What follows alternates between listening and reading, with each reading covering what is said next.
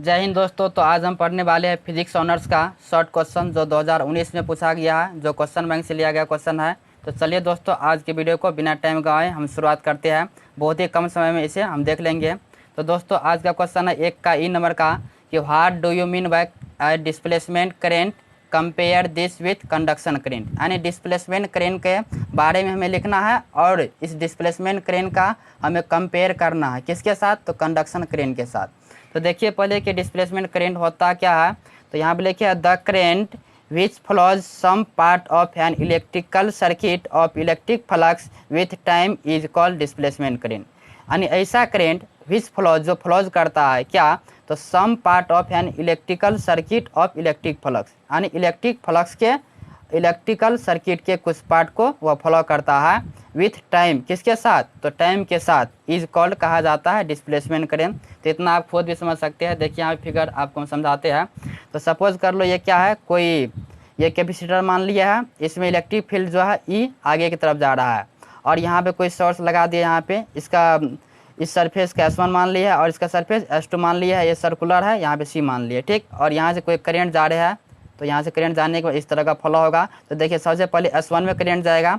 तो देखिए यहाँ पे लैंग्वेज हम क्या लिखे हैं, समझिए यहाँ पे let us consider a capacitor getting charge keeping the current I constant. देखिए क्या सबसे पहले कंसीडर कर लिया है, तो कोई कैपेसिटर, यहाँ पे कोई कैपेसिटर हम कंसीडर कर लिया है।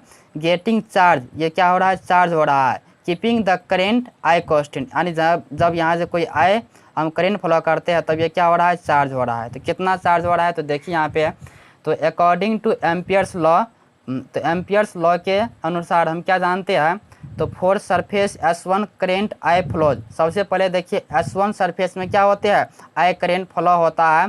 तब हम क्या जानते हैं एम्पियर्स लॉ से, तो एम्पियर्स लॉ से जानते हैं यहाँ पे इंटीग्रल B इंटू DL बराबर म्यू नॉट आई। ये हम एम्पियर्स लॉ से जानते हैं कि तो किस सरफेस के लिए, सरफेस S1 के लिए यहाँ पे आई करेंट फ्लो होता है। इसी तरह S2 सरफेस के लिए भी होगा।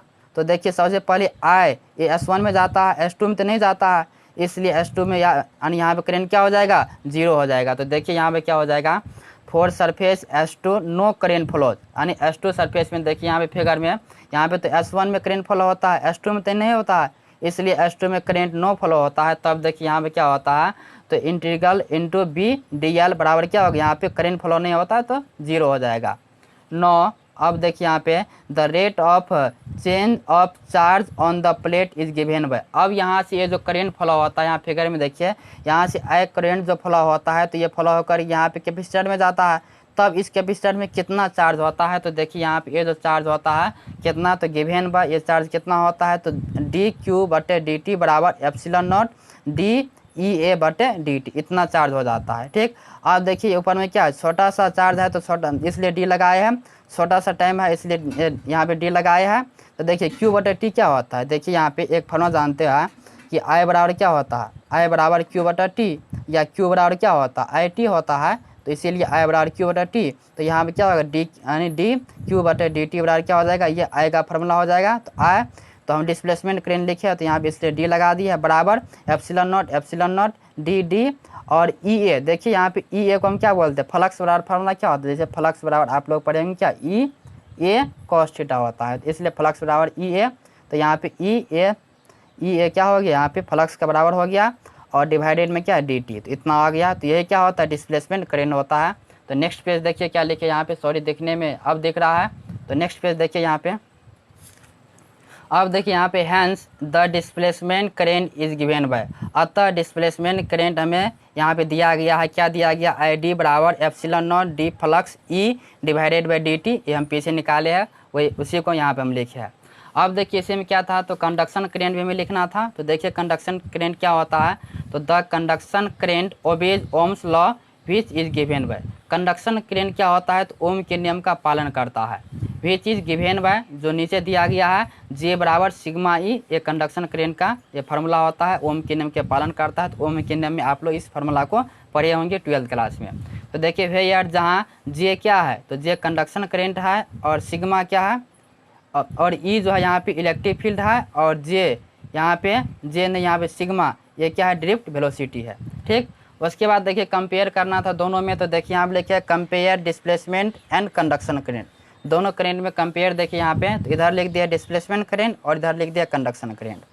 देखिए पहला पॉइंट में क्या है, displacement current happens in conductor when electron filled setup in A dielectric in capacitor.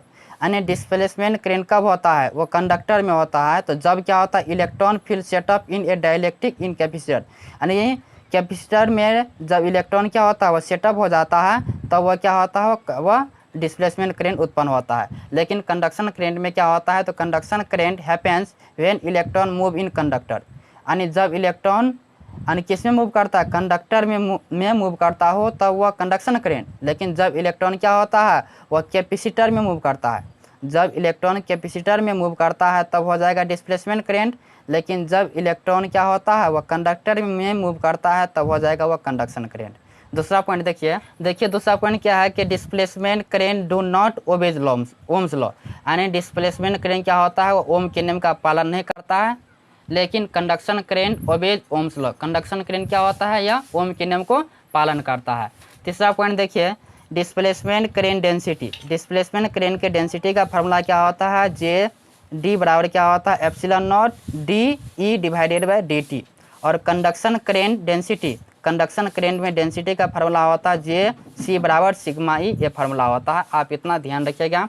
उसके बाद चौथा पॉइंट देखिए, चौथा में displacement current produced by time very electric field. यानी डिस्प्लेसमेंट करेंट कब प्रोड्यूस होता है, जब इलेक्ट्रिक फील्ड के साथ टाइम वेरी करता हो। इलेक्ट्रिक फील्ड के साथ यदि टाइम वेरी करता हो तब डिस्प्लेसमेंट करेंट क्या होता है, प्रोड्यूस होता है।